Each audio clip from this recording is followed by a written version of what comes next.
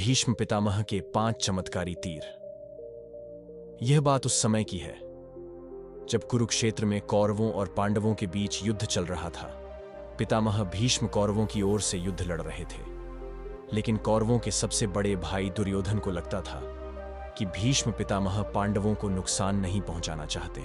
दुर्योधन का मानना था कि पितामह भीष्म बहुत शक्तिशाली हैं और पांडवों को मारना उनके लिए बहुत आसान है।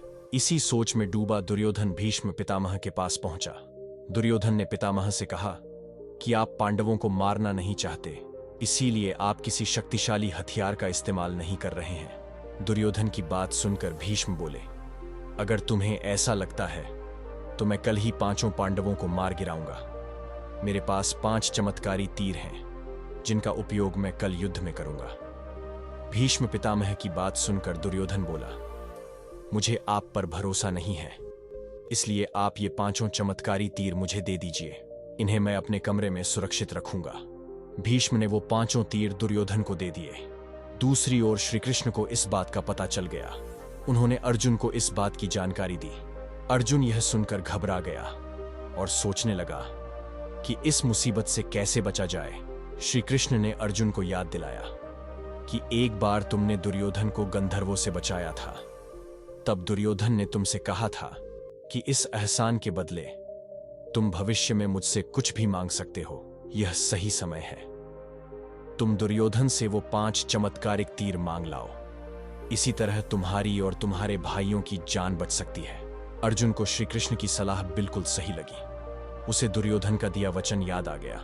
ऐसा कहा जाता है कि उस समय सब अपने दिए गए वचन जरूर निभाते थे। वचन तोड़ना नियम के खिलाफ माना जाता था। अर्जुन दुर्योधन के पास गए और दुर्योधन को उसका दिया वचन याद दिलाया और 5 तीरों को मांग लिया। अपने दिए वचन के अनुसार दुर्योधन मना नहीं कर सका। दुर्योधन ने अपना वचन निभाया और वो तीर अर्जुन को दे दिए। सभी तीर देने के बाद दुर्योधन रात में ही पितामह भीष्म के शिविर में जाता है और पूरी बात बताते हुए दोबारा तीरों को अभिमंत्रित करने के लिए कहता है। लेकिन भीष्म ऐसा करने से मना कर देते हैं और कहते हैं कि वे सिर्फ एक बार ही तीरों को अभिमंत्रित कर सकते हैं।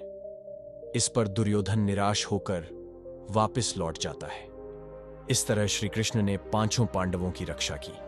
आपको वीडियो कैसी लगी हमें कमेंट बॉक्स में जरूर बताएं और वीडियो को ज्यादा से ज्यादा शेयर जरूर करें।